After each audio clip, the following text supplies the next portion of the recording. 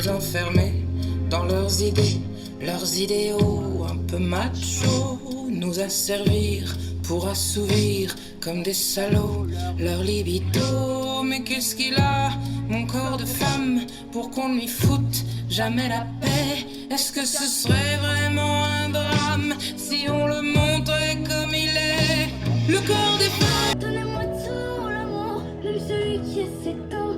Je rallumerai le jour et le monde de demain. Ce monde, ce monde, ce monde, c'est le tien, c'est le mien. Ce monde, c'est le mien, c'est le tien. Ce monde, c'est le monde. Du coup, je sens que c'est différent. Et je sens tellement que c'est différent qu'il commence à baisser ma culotte. Et puis je sens son sexe en érection contre mon corps. Et il me monte dessus. J'ai 23 ans. La force de résilience, elle est tellement forte que je lui fous un grand coup sur sa figure. Il est par terre, plein d'huile. Et moi, je m'en vais tremblante. Je sors de ce cabinet, j'en parle à des amis, ils ne me croient pas. Je suis restée avec ça aussi pendant tant d'années. Cet homme-là, je ne l'ai même pas dénoncé à la justice parce que c'était un médecin. Puis un médecin, en fait, on ne peut pas le remettre en question. Il est mort aujourd'hui. Mais je partage ça aujourd'hui parce que j'ai fait un énorme travail. Je n'ai pas eu d'enfant à cause de cette vie-là. La souffrance, tous les jours, elle a été si dure, si longue. Aujourd'hui, moi, j'ai juste envie, c'est de protéger les enfants. Et ce que j'ai juste envie de vous dire, c'est que dans une même famille, même si des fois ça paraît évident, ben ça ne l'est pas en fait. Et peut-être que ma propre mère a été abusée, c'est pour ça qu'elle ne veut pas voir la réalité de sa propre fille. Mais c'est aussi mon quotidien, de me battre pour protéger les enfants, même sans l'aval de ma propre famille. Ça, c'est une réalité, je ne pense pas que je sois la seule à la vivre. Vraiment. Et c'est ça que j'ai envie aussi de dénoncer, c'est-à-dire que peut-être à un endroit, on a des amis, on a des grands qui vont pouvoir nous écouter. Et je l'espère vraiment parce que tous les jours, il y a cette confusion quand on est enfant de se dire « mais c'est juste pas possible qu'un grand me fasse ça ». Ça devient de la confusion, de la dissociation. Moi, j'ai quitté mon corps pendant très longtemps. Et voilà, j'avais juste envie de vous dire que ça se passe près de chez nous et que des fois, nos proches ne sont pas là pour nous soutenir juste parce que peut-être ils peuvent pas ou qu'ils ne veulent pas. Mais en tout cas, c'est bon de savoir qu'il y a des associations, d'autres gens qui prennent la parole et qui défendent tout ça. Parce qu'une vie, elle peut être complètement brisée. Moi, j'ai toujours eu de la joie au fond de moi. Aujourd'hui, j'ai envie de la transmettre pour les enfants. Et c'est ce que je fais dans mon travail. Mais c'est important, je crois, surtout de ce dont on parle. Et puis la dernière chose que je voulais dire, parce que j'ai accompagné aussi en cabinet, les enfants, il faut savoir qu'ils ont une vitalité incroyable.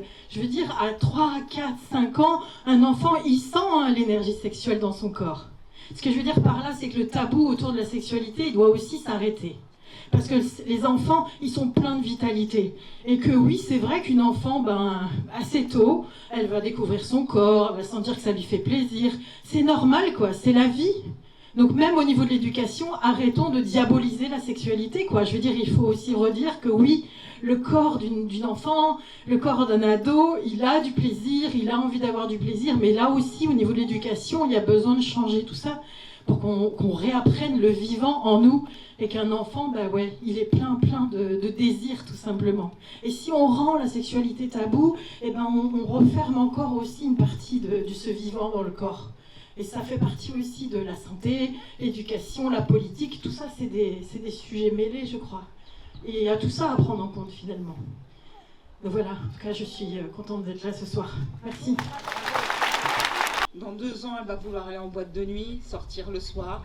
Ma vie à moi va s'arrêter. Ça va faire revivre des choses, des peurs, et je sais ce qui se passe dehors.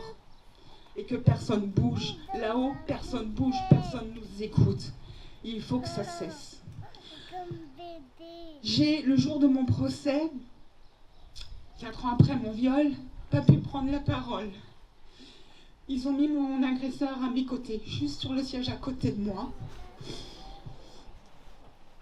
J'ai été terrorisée au moment de devoir prendre la parole, et c'est ma mère qui l'a prise pour moi avec mon avocate.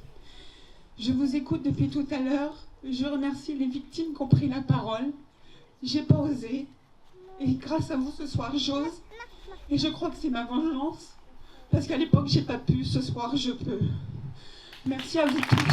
Merci.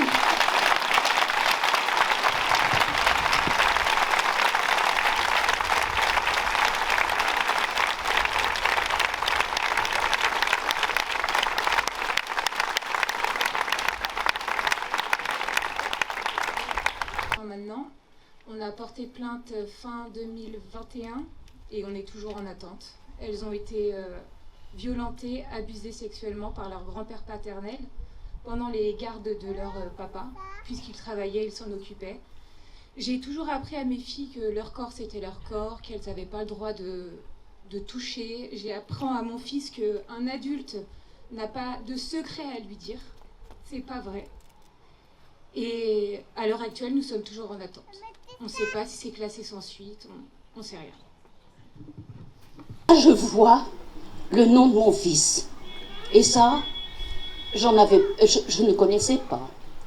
Donc, je me suis dit, non, ça va pas, il faut que ça s'arrête, il faut enfin punir ces gens-là quand même. Détruire la vie de mon fils, non. Alors, j'ai appelé le père de mes enfants, car nous sommes séparés, mais nous sommes on est toujours les parents de nos enfants. Donc, on est venu porter plainte, on s'est porté partie civile, parce que mon fils, qui est professeur, ne voulait pas passer devant tout le monde, en pleine image, voilà. Eh bien, je dis, moi, je vais le faire pour toi. Il m'a dit, tu le fais si tu veux, mais je ne suis pas... enfin, moi, je veux oublier ça. Eh bien, il l'a oublié, il ne l'a pas oublié dans sa chair. Parce que dans sa chair, elle est marquée. Et je ne dis pas qu'est-ce qu'il a comme séquelles. Donc, je vous assure que c'est d'une tristesse sans nom quand on voit ce qu'on a fait à votre fils et que c'est vous qui l'avez emmené. Mais bon, c'est malheureusement la même chose qui m'est arrivée quand je suis allée chez un docteur. C'était le docteur de famille. Ma mère ne pensait pas du tout qu'il en serait ainsi. Bon, voilà. Donc maintenant, eh bien, on attend la fin de ce procès, enfin... le déroulement. Voilà. Merci. J'ai 2 petits garçons à qui j'ai toujours appris le consentement, qui savent nommer les parties de leur corps, ce qui est normal, ce qui n'est pas normal. Je leur ai toujours dit parler, parce qu'un enfant qui parle, ça fait peur à ces gens-là. Un enfant qui sait de quoi il parle, ça peut faire peur. Et bien on voit que là, c'est pas le cas. Toutes ces petites filles, elles ont parlé. Elles ont parlé à leurs parents, elles ont été écoutées par leurs parents. Et elles n'ont pas été écoutées par la justice.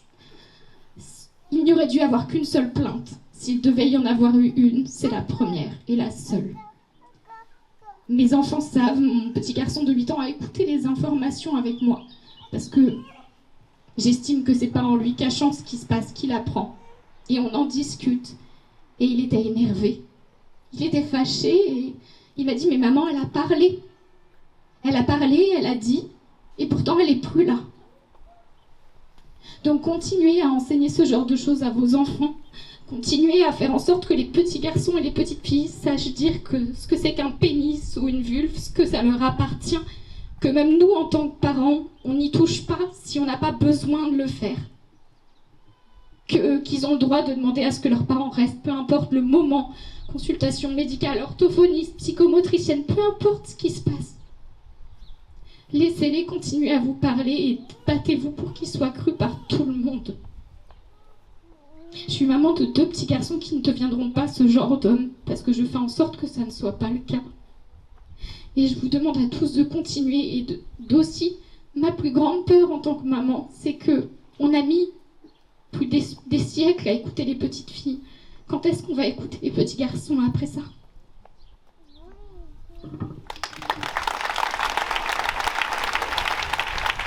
Comme celui qui s'étend, je rallumerai le jour et le monde de demain. Je peux le voir souffrir et moi j'ai peur de rien. J'attendrai pas grandir, j'attendrai pas la fin. Je lui donnerai tout l'amour pour qu'il se sente bien.